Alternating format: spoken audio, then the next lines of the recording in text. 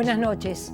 En plena campaña electoral, ¿qué propone el Partido Colorado para el sector agropecuario y para el desarrollo productivo de otros sectores de actividad de nuestro país?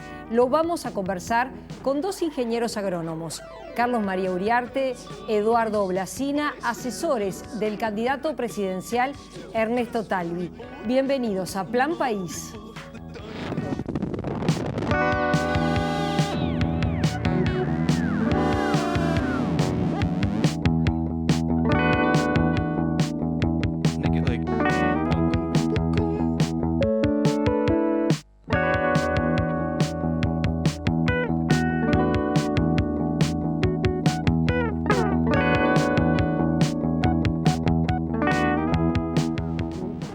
Buenas noches, Eugenia, ¿cómo andás? Buenas noches, Ana María.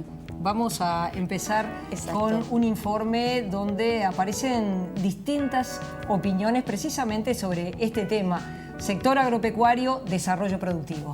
Exactamente, porque el país se encuentra en un momento en el que la economía está estancada. Hemos tenido muchos años de crecimiento sostenido, no se ha dejado de crecer, pero todos coinciden en que la economía está estancada. El candidato oficialista defiende la situación actual y dice que apuesta a un desarrollo humano, ecológico y hacia las nuevas tecnologías. Talvi ha hecho énfasis, entre otras cosas, en que el petróleo de Uruguay es el campo y que el desarrollo va por ese lado. Que Uruguay produce alimento para 28 millones de personas y puede duplicar esa cantidad en 10 años. La pregunta es, con el modelo actual que tiene Uruguay de desarrollo agropecuario, ¿qué calidad de trabajo tenemos produciendo materias primas con escaso valor agregado? ¿Y a costa de qué se puede aumentar esta cantidad de producción en un país que ya tiene comprometidos de manera severa los recursos del agua, por ejemplo? Entonces, ¿es sostenible este modelo y esta multiplicación de producción de alimentos hacia afuera? Vamos a ver el siguiente informe y después lo conversamos con los invitados.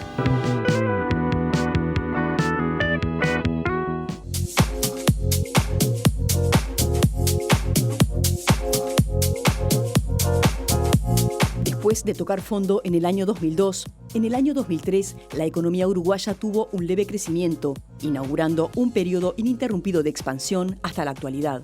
Pero la realidad hoy es que la economía se encuentra estancada, con pérdida de puestos de trabajo y caída de la inversión. El gobierno defiende su gestión y confía en las medidas que se han tomado para impulsar el desarrollo. Nosotros estamos trabajando sobre la inversión ya desde hace no menos de 2 años. Los resultados en materia de estímulo a la inversión siempre tienen un periodo de maduración importante.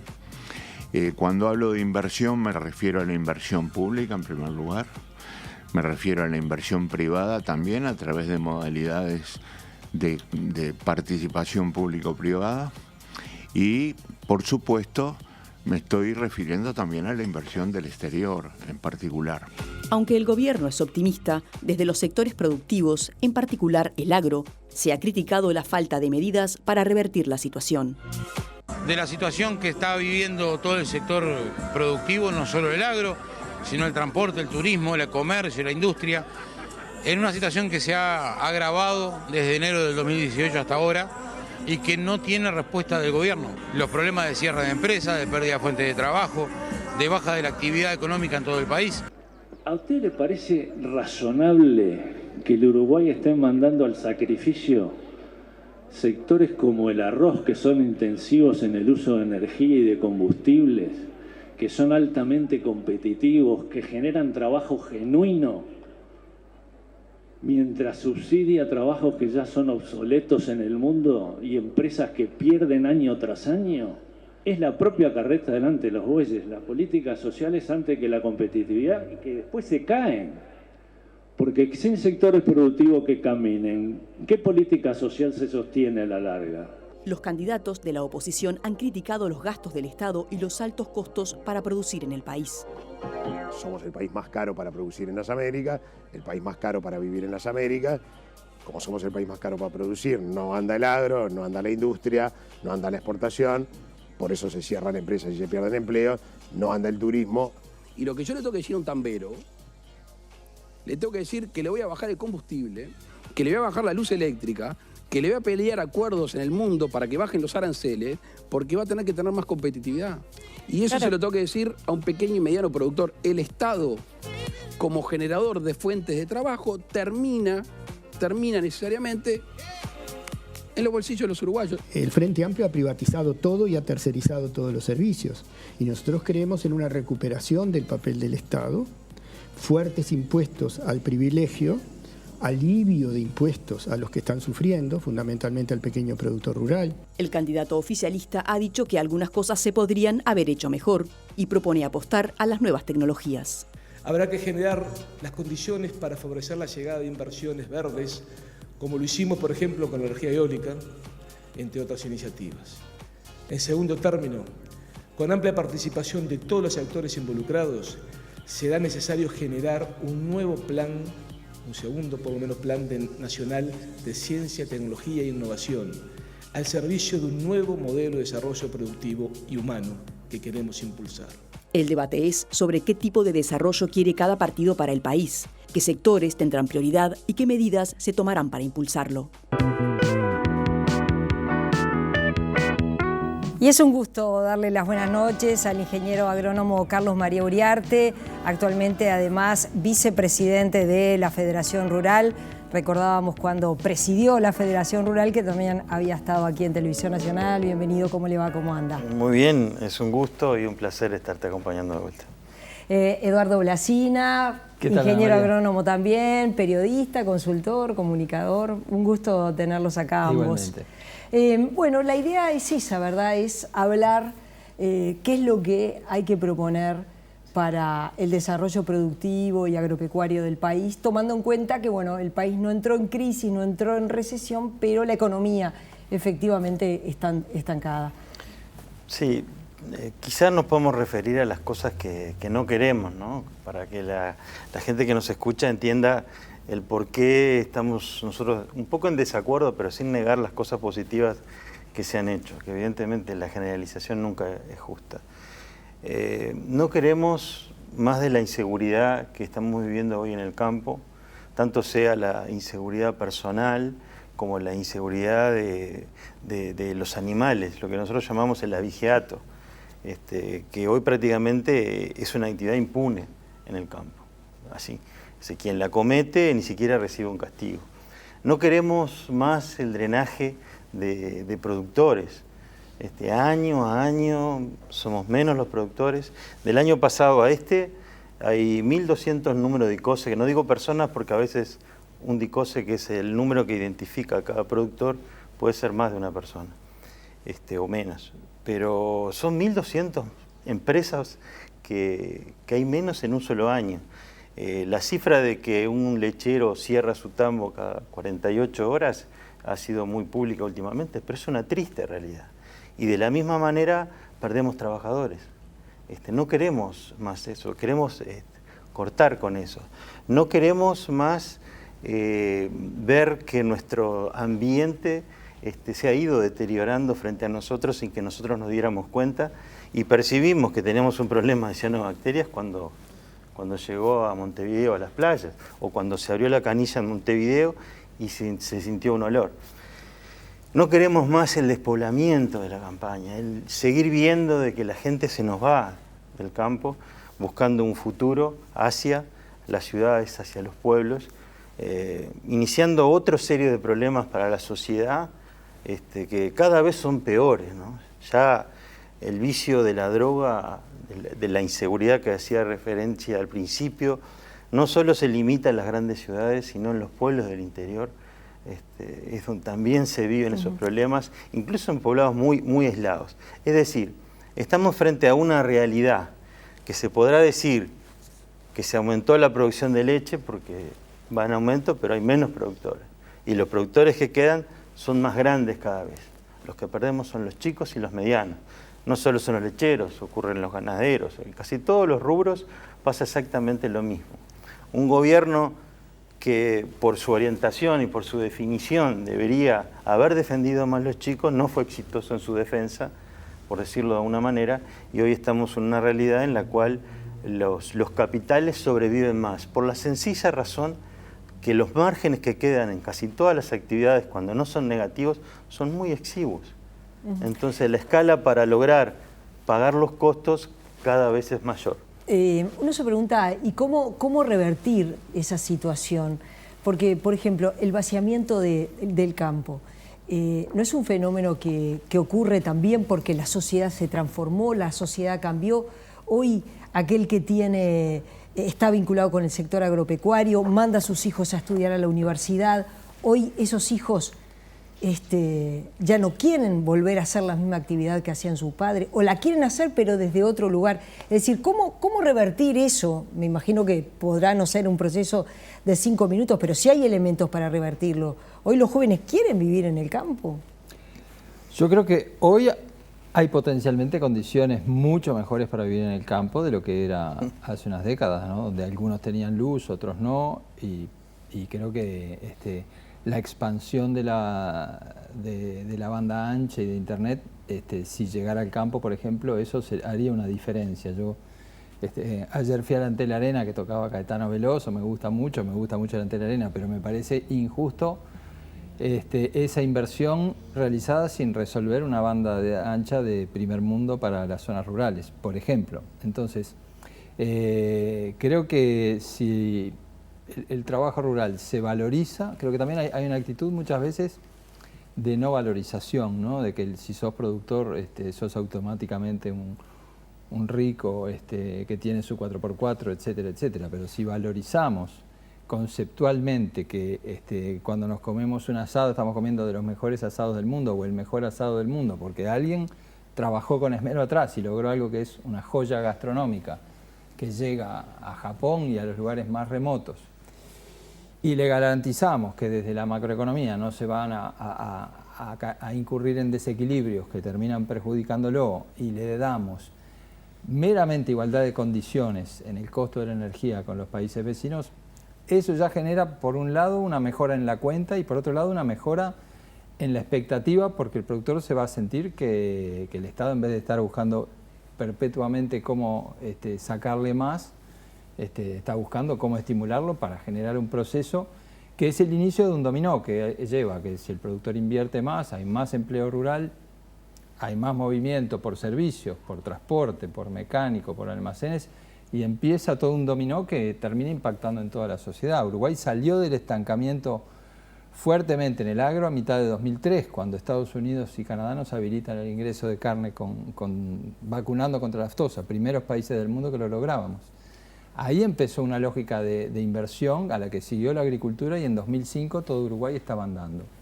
Bueno, si logramos empezar de nuevo ese dominó en el cual el sector agropecuario se siente estimulado para invertir, podemos pensar que en un plazo mediano de meses podemos hacer una expectativa de salir de esto que vos definías estancamiento, que es, bueno, crecemos al 0, poquito, y en términos de empleo estamos cayendo en empleo. Bueno, es generar un cambio de expectativas y un cambio en el nivel de inversión, porque no invertir, entre otras cosas, es no invertir en mano de obra, es no invertir en contratar más fuerza laboral, porque eso implica un compromiso fuerte de mediano plazo. Bueno, se trata de dar señales macroeconómicas por un lado, que tienen que ver con revertir este déficit fiscal del 5%, que genera una expectativa muy adversa y genera una señal muy negativa, revertir el desbalance en el pago por energía, que es un factor clave de producción en muchos sistemas productivos, trabajar muy fuertemente en apertura de mercados y en colocar mejor, trabajar muy fuertemente en valor agregado ambiental, que es un diferencial que Uruguay tiene y tiene muchísimo para desarrollar, y generar algunas políticas específicas para sectores como lácteos o arroz, que están realmente en una situación de retroceso persistente. ¿Y puede haber un compromiso de poder ser efectivamente competitivos con un productor argentino, como un productor brasileño, de bajar el costo de la energía? Porque a la vez es complejo. Uno dice, bueno, estamos en una situación fiscal compleja, ¿cómo hacer para bajar esos costos? Es un tema de decisión y de voluntad política. Si para el gobierno es una prioridad no cargar los combustibles, no cargar las tarifas de UTE con costos que no son inherentes a su producción, es un tema de voluntad política. Es perfectamente posible. Uruguay tiene una competitividad innata porque hemos sido bendecidos con un muy lindo país, muy rico en sus recursos naturales, que nos habilita para competir con cualquier país en el mundo en la producción de alimentos. Las complejidades que tenemos ahora para competir las creamos nosotros mismos, a través de las dificultades en los costos de producción para generar un margen que, como decía Eduardo, fomente la inversión, fomente el empleo. Bajar hoy un 30% el combustible, un 20% la energía eléctrica, es posible en la medida que se mejoren ineficiencias, gorduras que el Estado tiene, sin tocar ni echar a nadie. Pasa que hemos tenido durante todo este tiempo el crecimiento de un Estado que ha generado muchos desperdicios, que se pueden bien recortar y con eso generar recursos para lograr esta rebaja, sin todavía entrar en los cambios pertinentes a políticas de manejo del combustible que, bueno, también están en tela de juicio, ¿no? ¿Ustedes están de acuerdo con la desmonopolización de los combustibles, como ha planteado Luis Lacalle Pou? Yo creo que debe ser un objetivo de mediano o largo plazo, ¿no? Que en lo personal creo que deberíamos pensar en cambiar, en cuándo vamos a dejar de usar petróleo primero, como sociedad deberíamos pensarlo. Y cuando se deja de usar petróleo, los monopolios dejan de tener sentido, ¿no? Es decir, se pasa de una fuente única de energía a una fuente dispersa, porque está la hidroeléctrica por un lado, están los molinos por otro, están los paneles solares por otros, y ahí inevitablemente el Estado pasa de productor a regulador. Y entendemos que si en otras áreas del Estado se pudo, también se debería poder. Nuestros equipos en la materia nos dicen que la importación logísticamente no es tan fácil, y no necesariamente asegura una baja de precio, pero sí hay un compromiso de llevar el precio de combustibles a lo que se llama la paridad de importación, es decir, que te valga lo mismo que si hubiera una situación de libre comercio, es decir, que ANCAP se tiene que ceñir a poner una tarifa que cumpla con la paridad de importación, y lo mismo la energía eléctrica, que está volcando muchos millones de dólares a rentas generales, que bueno, no parece ser el fin que nuestras tarifas alimenten cada vez más las arcas del Estado, sino que debería tener un fin intrínseco de dar un buen servicio y generar un número favorable para la empresa, pero que no sea drenado permanentemente por el resto del Estado. Entonces, lo importante es tener un rumbo claro y una persistencia. Y bueno, ese rumbo claro y esa persistencia está. Lo que pasa privatizar el 2 de marzo no es lo que está en la agenda del Partido Colorado. Ana, sí. Si me permitís, quisiera agregar lo que dice, para ver las posibilidades de lo que estamos diciendo. En los combustibles existen sectores de nuestra sociedad que tienen acceso a un combustible muchísimo más barato de lo que tiene el sector productivo, el sector de transporte, el sector de trabajo. Claramente el transporte urbano, y sobre todo el de Montevideo, la pesca artesanal. Hablo de valores sensiblemente menores. Y a su vez hay un subsidio cruzado entre los que debemos comprar el gasoil para producir y para trabajar hacia esas empresas de transporte urbano. A la misma vez le estamos vendiendo a Argentina muy barata la energía eléctrica. Si esa energía que le vendemos a la Argentina nos sirviera para abaratar el costo de nuestros tamberos, de nuestros arroceros, se lograrían capaz que beneficios mucho más fuertes de lo que estamos hablando.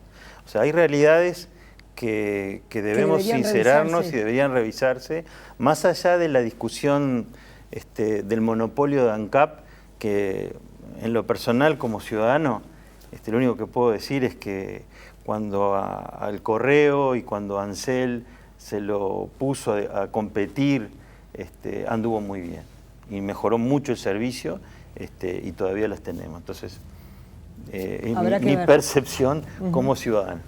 Vamos a hacer una pausa y seguimos conversando.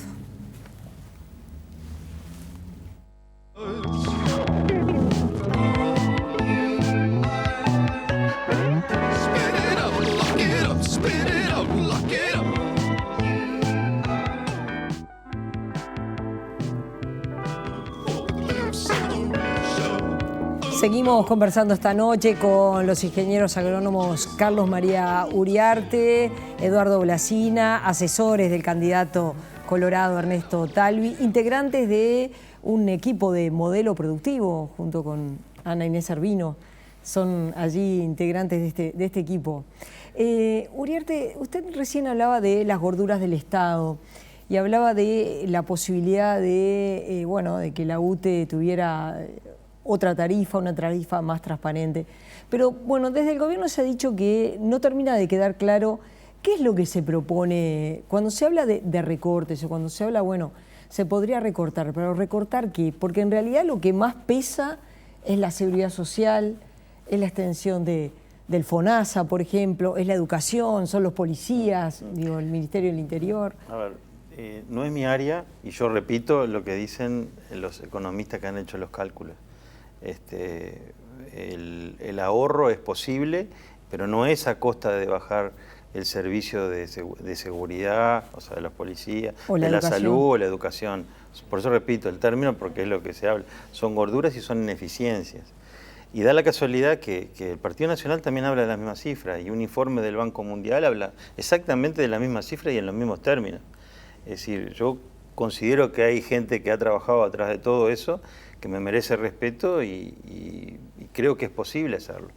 Pero usted sabe también que desde el Banco Interamericano de Desarrollo, en ese mismo informe, se señala que Uruguay es el país que mejor distribuye su gasto público, que puede hacer esos cambios, pero que es de los países de la región el que mejor trabaja con los dineros públicos. Puede distribuir mejor, no quiere decir que no gaste bien y gaste mal, que no haya ineficiencias. Una cosa no quita lo otro, ¿no? Eduardo, el tema de los impuestos, ¿hay que modificar cómo es la carga tributaria en el Uruguay? La concepción nuestra es que los impuestos tienen que tender a ser lo más relacionados posibles con el resultado económico. Y muy groseramente se habla de impuestos ciegos por un lado, que son independientes del resultado económico, de manera que cuando te va mal resultan un castigo muy grave, e impuestos que son asociados al resultado, típicamente el impuesto a la renta. Cuanto más volcado a un impuesto a la renta, mejor, porque es siempre está el estereotipo de que el productor no quiere pagar impuestos. Impuesto a la renta todos quieren pagar, porque en realidad si a vos te va bien pagas más, pero pagas más porque te fue bien justamente, y en ese caso no se genera ningún conflicto. Entonces esa es la señal que nosotros queremos dar, en el sentido de menos impuestos fijos y un impuesto a la renta que sea el que tiene cualquier empresario que está en una actividad privada. Cuando le va bien tiene que hacer su aporte a la sociedad. Y aquellos, por ejemplo, que lo que ocurre hoy, tienen más de 2.000 hectáreas, ¿deben seguir pagando impuesto al patrimonio? A ver, el que tiene más que pague más, eso lo compartimos, eso no hay duda. Lo que sí tenemos que cuidar como un todo, no recargar a la producción como un todo, no ser insensibles a lo bien que le valga o mal que le vaya el que haga la propiedad. Porque si es grande o es chico es exactamente lo mismo. Como uruguayos nos interesa que eso se produzca, que se generen recursos genuinos para todo el país. Lo que no quiere decir que el que tiene más deba pagar más, porque tú también, a través del impuesto a la renta, como dice él, tú también podés gravar más al que gana más o al que tiene más ingresos. Es decir, eso es posible. Como filosofía, los impuestos a la tierra, que son los impuestos ciegos, son negativos a la competitividad de un país. Esa es la filosofía. Pero no es de las cosas que nosotros hacemos más énfasis, ¿no? Porque el aporte que realiza el sector al resto de la sociedad y en principal al Estado, a nuestro modesto entender, no está a través de los impuestos directos o indirectos, sino a través del atraso cambiario. Y respecto al tema del atraso cambiario, ¿no? Que en alguna otra oportunidad lo hemos conversado, ustedes dicen, el dólar no está en el valor que debería estar. En realidad no es lo que digamos nosotros, ¿no? Eso se mide a través de índices de competitividad que lleva el Banco Central. Y Uruguay tiene una historia recurrente de de entrar en rezagos en el valor del dólar, que son muy simpáticos desde el punto de vista del consumismo, pero que siempre han terminado en una situación de estancamiento. Y lo que nosotros estamos convencidos es que el crecimiento sustentable de la economía y la generación sustentable de empleos pasa por exportar más, por lograr que el trabajo uruguayo sea pagado por un chino que va a un supermercado y compra alimentos uruguayos. Ahora, pero eso, yo cuando yo decía que tiene que estar más... La señal tiene que ser, el tipo de cambio no va a ir en contradicción con la exportación, que es el motor clave que tiene un país chico como Uruguay, sino que se va a ser cuidadoso de no incurrir en los desvíos que históricamente Uruguay ha incurrido. No, yo decía que tiene que estar más en el sentido que estoy pensando, por ejemplo, aquellos que se dedican al mercado interno, la producción granjera. Son mucho más perjudicados. Si vos te dedicás al mercado interno de zapatos y tenés un dólar barato, los zapatos importados te matan. Esa es pero el granjero que vive, sí, el granjero, por ejemplo, que vive de vender en el mercado interno, ¿no le conviene un dólar más bajo? El que compró maquinaria e invirtió y está endeudado en dólares, ¿no le conviene que el dólar no aumente? No, porque él vende en dólares, el de la maquinaria. Pero tú tenés que pensar como país, estamos hablando de país agroexportador que tiene que competir en el mundo. Y permitime completar un poco lo que decía Ernesto. Esto del atraso cambiario viene de otros gobiernos también, más de 20 años. Solamente durante el gobierno de Valle fue que se dio un afloje. Y es básicamente transferir recursos al Estado para que pueda enfrentar mejor sus obligaciones, porque genera pesos y a su vez promueve un consumo interno, se importan más cosas, que cuando hay precios buenos como lo hubo desde el 2005 al 2010, estamos todos bárbaros, todos vamos para arriba, pero cuando las cosas empiezan a complicar, como ahora, empiezan a aparecer los problemas. Y te lo voy a ejemplarizar con lo que está pasando con la ganadería, que es quizás al sector que le va mejor dentro del sector agropecuario, sacando la forestación, que es un tema aparte. La ganadería del año pasado, que no tiene los valores que hay hoy, que son mejores, pero el año pasado tenía buenos valores, por arriba del promedio histórico. Y terminó con resultados del orden de $70 por hectárea de ingreso de capital, que es un resultado en dólares corrientes relativamente bueno. Pero si esos dólares corrientes nosotros los expresáramos en dólares constantes, es decir, los lleváramos a precios constantes, los lleváramos sacándole la inflación, la ajustáramos a comienzos del 2000, serían los más bajos de los últimos 10 años. Es decir, en otras palabras, a pesar de ser un sector que le va bien, que tiene buenos precios, a la hora de pagar servicios y adquirir bienes en el Uruguay, adquiría la menor cantidad de bienes por cada kilo de producto que vendiera. ¿Me explico? Sí. Esa gravedad es lo que ha padecido el sector durante todo este tiempo de bonanza. Que en vez de poder tener la oportunidad, como tú bien decías, de comprar maquinaria, de invertir, veía que no le quedaba, porque así como ganaba se le iba. Y desaprovechamos una buena oportunidad para fortalecer al sector y esperar mejor preparados estos momentos malos. Como le sucedió a la agricultura, le sucedió a la lechería, que hoy tienen las deudas en dólares, que hoy tienen costos de producción en dólares altos. Y hoy está la ganadería, es el único sector que está viviendo lo mismo que pasó entre el 2005 y el 2015, un buen momento. La ganadería. La ganadería, pero con costos altos todavía. Entonces permitámosles fortalecer, permitámosles, que es donde está lo que tú probablemente nos vas a preguntar más adelante, del potencial que tenemos para poder producir más. Está en la ganadería, está en lo que nosotros llamamos el porcentaje de procreo, que es la cantidad de terneros que producimos por vaca, que ha estado estancado en los últimos años y no hay quien lo mueva, en el 65%, más o menos. Y es el gran desafío que tenemos para hoy, es mover eso y poder producir, porque el potencial biológico puede llevar 80, Y eso significa pasar de 2.300.000 terneros que podamos tener hoy a 3 millones de terneros. Y faenar 3 millones de animales por año son 1.000 millones de dólares más para el país.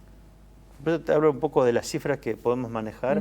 Si permitimos, si le sacamos las trabas, si le sacamos el peso al sector productivo y pueda expresar su potencial y generar recursos. Usted dice que sacándole eso, los sectores se van a volver más productivos. Hablamos de varias cosas, ¿no? Lo que sí hablamos es de sacarle las trabas, los palos, los pesos, las mochilas de Eduardo famosas.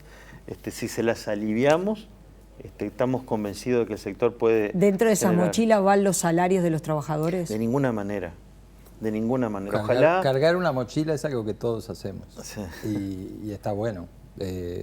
Lo que pasa que si lo vamos cargando de más y más y más, el productor se termina yendo, ¿no? Pero el concepto de mochila no es un concepto negativo. Y tener un salario que sea diferencial respecto a los países vecinos debería ser un motivo de orgullo.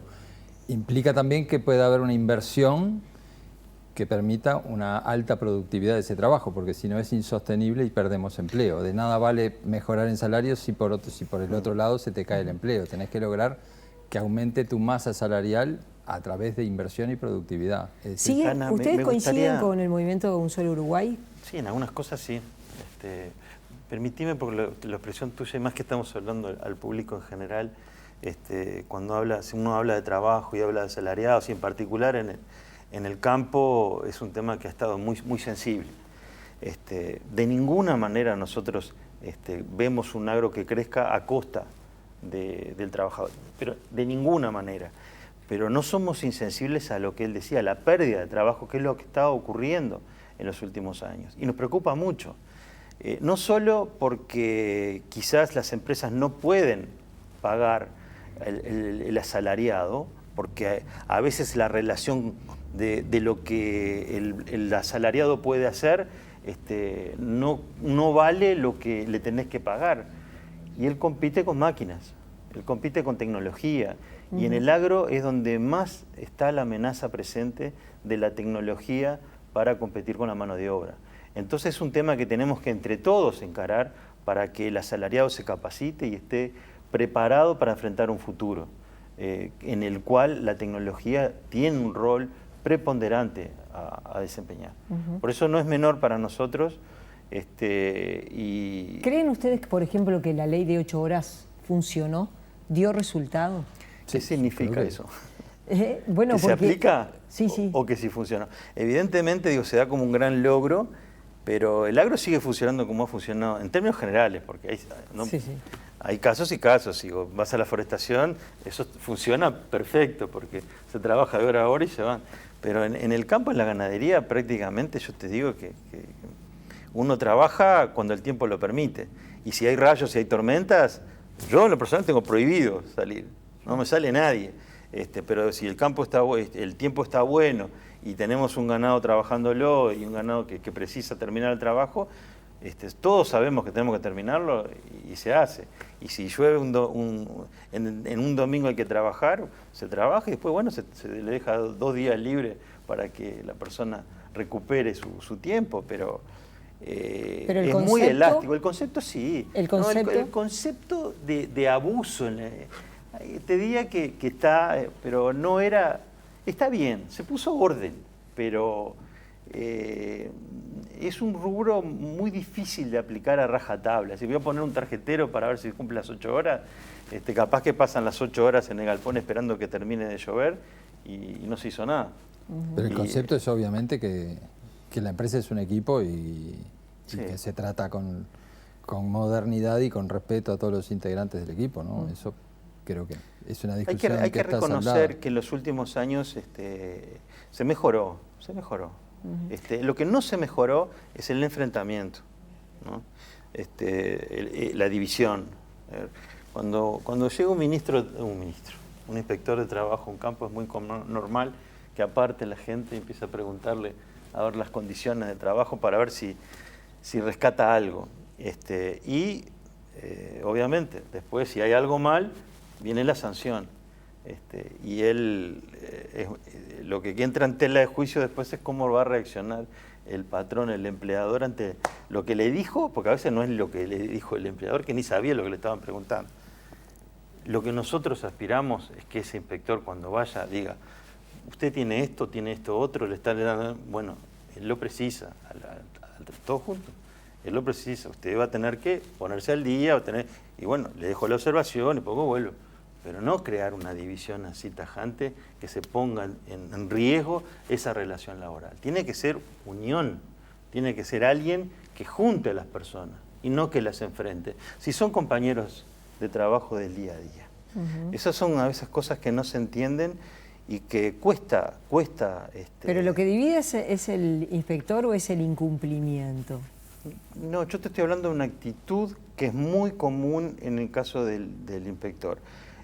Si hay un incumplimiento somos los primeros en rechazarlo.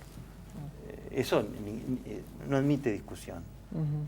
Y por eso te digo, si la misma vez se detectan fallas, vuelve y están las fallas, ahí no hay excusa. Claro. Ahí no hay excusa. ¿Ah? Pero sí, yo lo que quiero es entendí. preservar eso que fue, todavía es, porque todavía existe, un gran patrimonio del sector, la relación laboral que existe entre el patrono o el empleador y el empleado. Respecto al movimiento Un Solo Uruguay, de aquella proclama de Durazno, ¿ustedes siguen coincidiendo con lo que se está planteando? Yo coincido con muchas cosas de lo que se plantea, entre ellas una cultura de cuidar los dineros públicos tanto más como si fueran de uno, el generar un equilibrio fiscal y un compromiso de la sociedad a que ese equilibrio se mantenga, gobierne quien gobierne. Creo que hay una reivindicación del trabajar la tierra que es perfectamente válido. Creo que el trato que recibieron la última vez que vinieron es totalmente reprobable, vulnera la libertad de expresión en definitiva, y me parece que es un aporte a la sociedad uruguaya que me parece que es un ingrediente nuevo y en el balance muy positivo. La inversión de UPM, ¿cómo se ve? Bueno, eso es parte capaz que un poco de las diferencias. Yo comparto plenamente lo que dice Eduardo en cuanto a la vigencia del movimiento, pero bueno, uno, como todos dentro del movimiento, hay visiones un poco distintas. En el caso de UPM, más que la inversión en sí, nosotros que vemos el problema grande es cómo se ha manejado toda la negociación y el compromiso, sin que todavía sepamos bien a qué nos estamos obligando los uruguayos en ese contrato que compromete por lo menos 5 o 6 gobiernos más, ¿no? Creo que eso fue un error muy grave y es donde las críticas son absolutamente de recibo, ¿no? Tendría que haber habido un mucho mayor diálogo. Después se trata de una inversión muy importante, que al país le va a venir bien, en una zona del país que precisa trabajo, que precisa inversión. La forestación tiene su lugar en un contexto controlado, en un contexto donde todo puede ser. Obviamente hay aspectos negativos que hay que corregir. Yo en lo personal me preocupa mucho las ventajas que se le dan a estas empresas grandes, que obviamente alguna ventaja hay que darle para que estas grandes vengan e inviertan, pero hay ventajas que producen ciertas inequalidades con otras empresas nacionales y que a veces terminan afectando a otros que no tienen nada que ver, ¿no? Esa competitividad que se le da a través de esos beneficios se trasladan en una competitividad de la actividad forestal mayor a la ganadería o lo que fuere. Y entonces eso a mí me preocupa, ¿no? Me preocupa el despoblamiento que provoca esa actividad. Yo lo hablábamos hoy y soy consciente de que voy contra las corrientes del mundo, pero me provoca, me da tristeza ver los cascos abandonados en el medio de los árboles. Las escuelas que se cierran porque no hay niños en campaña, los caminos que se acuerdan de los caminos cuando hay que cosecharlos, porque pasan 7, 8 años y muchos caminos permanecen destrozados. Pero bueno, en definitiva creo que lo que nosotros cuestionamos más es la forma en que se ha hecho. Y como lo dijo Ernesto desde el Vamos, ¿no? Hablando de esa diferencia, todos somos UPM. Gracias por haber venido. Ha sido un gusto recibirlos. Hacemos una pausa y ya venimos con Gerardo Caetano y toda la actualidad política. Gracias por haber estado.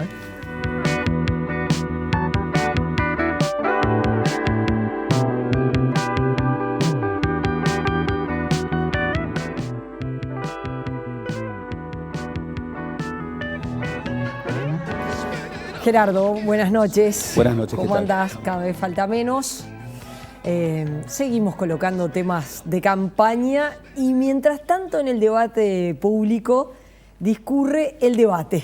El debate que el próximo martes, 1 de octubre, va a ser entre Lacalle Pou, Daniel Martínez, a partir también del planteo del candidato colorado, precisamente Ernesto Talvi, de estar en ese debate. Él fue abierto a decir que él está dispuesto a que se conforme como se conforme, pero que no sea excluido del debate.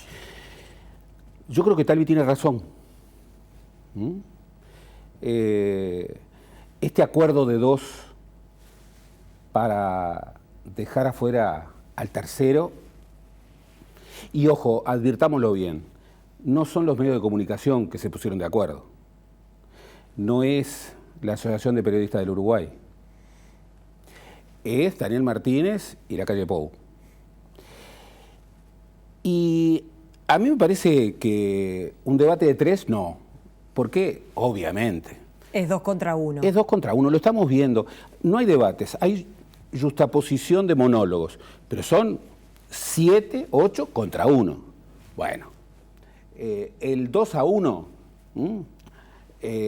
es un clásico en el fútbol y también en la política. Entonces a mí me parece, lo que me parece más justo y más necesario para los ciudadanos es, bueno, Daniel Martínez, Lacalle Pou, ya está fijado, Daniel Martínez, Ernesto Talvi, y luego Lacalle Pou, Ernesto Talvi.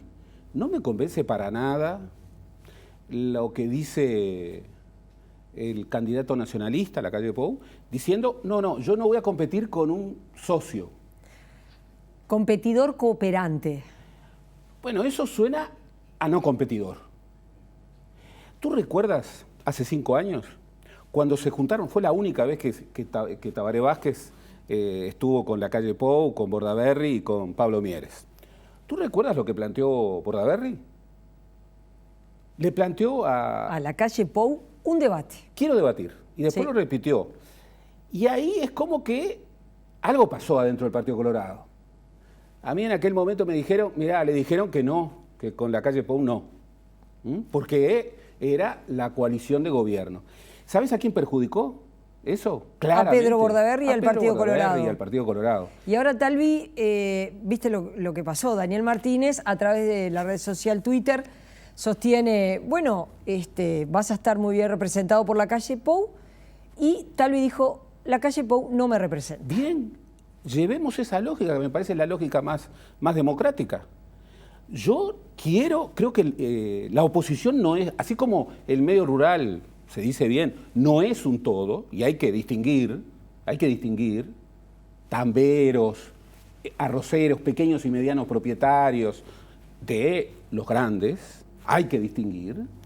Bueno, también en política hay que distinguir. La oposición, por ejemplo. Acá hay una diferencia muy clara, que es decisiva en la campaña. Lacalle Pou está diciendo, yo quiero una coalición multicolor que incorpore a Manini Ríos y Cabildo Abierto y al Partido de la Gente. Y Talvi dice, yo me separa un océano de Cabildo Abierto y atrás de Novik no veo nada. Bien, incluso llega a decir, ojalá blancos y colorados pudiéramos tener mayoría. Ahí hay una diferencia central para el ciudadano. Y te la ejemplifico de una manera muy gráfica. ¿Tú te imaginás un gobierno de coalición que tenga como ministro de Defensa a Guido Manini Ríos? Complejo. Por ejemplo, Ernesto Talvi, ¿aceptaría un gobierno de coalición multicolor que tenga a Guido Manini Ríos o a quien obre en referencia de Cabildo Abierto en el Ministerio de Defensa, con todo lo que hemos conocido hoy, por ejemplo, y con lo que vamos conociendo. Bueno, esto es necesario discutirlo, y discutirlo entre dos candidatos que no son iguales. Es sano, es sano. Blancos y colorados discutieron siempre. Vallistas y herreristas estaban en las antípodas. En las antípodas. Cuando nació la Federación Rural, nació contra Valle y Ordóñez, contra el primer vallismo. Y la Comisión Nacional de Fomento Rural, que sigue existiendo, nació como una iniciativa vallista contra la Federación Rural. El campo no es uno solo, la oposición no es una sola. Y si es una sola la oposición, si blancos y colorados no tienen diferencias, bueno, que quede claro ante la ciudadanía. Y si Daniel Martínez no quiere discutir con Talvi, porque, bueno, hay una frontera de votos, que quede claro frente a la ciudadanía. Entonces yo creo que lo correcto, lo justo, es que los tres partidos, que ya son los tres partidos tradicionales, tú me podrías decir, bueno, ¿y por qué no el Partido Independiente? Bueno, por asimetrías manifiestas. ¿Y por qué no Cabildo Abierto? Y bueno, Cabildo Abierto todavía no compareció en una instancia electoral. Acá todos sabemos que, bien, lo más seguro es hoy por hoy, la calle Pou contra Daniel Martínez con un parlamento fragmentado y en la segunda vuelta. Bien, pero Talvi, por primera vez, después de 15 años, en donde el Partido Colorado nunca se planteó la posibilidad de llegar al balotaje, nunca, bueno, hoy por lo menos se plantea esa expectativa. Si Talvi realmente quiere pelear por el segundo lugar, tiene que debatir y diferenciarse de la calle Pou. Si no, bueno, lo que va a ocurrir es lo que ha venido ocurriendo. Yo creo que en el Partido Colorado, desde hace algún tiempo, hay quienes no quieren ganar. Hay quienes quieren, de alguna manera, ser, como se ha dicho, furgón de cola de una coalición liderada por el Partido Nacional. Sanguinetti, por ejemplo. Y bueno, Sanguinetti estaba muy convencido, a finales del año pasado, de que su función era ayudar al prepresidente. A Luis Lacalle Pou. Bárbaro. Yo creo que eso era muy dañino para el Partido Colorado y por algo Talvi ganó, porque Talvi esa lógica del prepresidente nunca la aceptó. Él quiere ser el líder de la oposición y es lógico. Todos los que compiten quieren ganar y liderar. Claro, pero hoy por hoy lo que se está disputando no es el liderazgo de la oposición, es la presidencia de la República. No, ni que hablar, pero digo, además... Talvi compite con Lacalle para ser el líder de la oposición. Pero ojo, en un escenario donde volvemos a plantear lo que más o menos se perfila, un parlamento diversificado, hay previsiones de que hasta puede haber 8 partidos con representación parlamentaria, con un partido nuevo y, bueno, un partido complicado, como Cabildo Abierto, con un liderazgo complicado como el de Guido Manini Ríos, teniendo la llave de las mayorías parlamentarias. Bueno, tenemos 2 candidatos en la oposición que Lacalle Pou dice son candidatos cooperantes, pero uno dice, yo con Manini Ríos no, me separa un océano, y el otro dice, no, con Manini Ríos y con Novik. Esta diferencia en cómo conformar un gobierno de coalición es central. Ernesto Talvi lo ha dicho cuando se le ha preguntado, ¿usted de quién está más cerca? ¿De Daniel Martínez o de Guido Manini Ríos? ¿Del Frente Amplio, por lo menos del Frente Amplio que representa a Daniel Martínez, o de Cabildo Abierto? No dudó ni un instante, estoy más cerca de Daniel Martínez. Y todo parecería ser razonable en esa perspectiva. Lacalle Pou, con toda legitimidad, tiene respecto a ese tema central que hace a la conformación de un gobierno alternativo una diferencia sideral. Entonces, ¿no tienen nada que debatir frente a la ciudadanía? ¿Es solamente oposición versus gobierno? ¿No tienen que debatir Lacalle Pou y Ernesto Talvi? ¿Y hay tiempo? Vos me preguntaban si había tiempo. No hay tiempo. Acá sí hay voluntad política y sobre todo si hay voluntad política entre los que acordaron un solo debate, entre ellos, que es Daniel Martínez y su equipo y Luis Lacalle Pou y su equipo, hay espacio de sobra para hacer lo que es justo y lo que sería más razonable en función de quienes son el centro de cualquier polis, los ciudadanos. Que hayan 3 debates y que haya un debate entre los que representan partidos con una trayectoria, con una tradición, bueno, que no los ha tenido en la historia como competidores cooperantes. Vamos a ver cómo evoluciona el tema en los próximos días. ¿Se puede llegar a mover algunas piezas? Soy escéptico. ¿Sí? Ojalá me equivoque, bueno, pero soy escéptico. Me han dicho que algo se está moviendo. Y los pero medios no sé. son los que anudaron esto, ¿eh? No. Los medios quieren. Por supuesto. La ciudadanía quiere. No porque los debates sean definidores. Son una herramienta, son una buena herramienta. Las entrevistas son buenas herramientas. Y todo lo que contribuye a informar es buena herramienta. ¿Sabe lo que permite clarificar dudas. Y vaya, si es una duda de quienes integran un posible gobierno de coalición alternativo.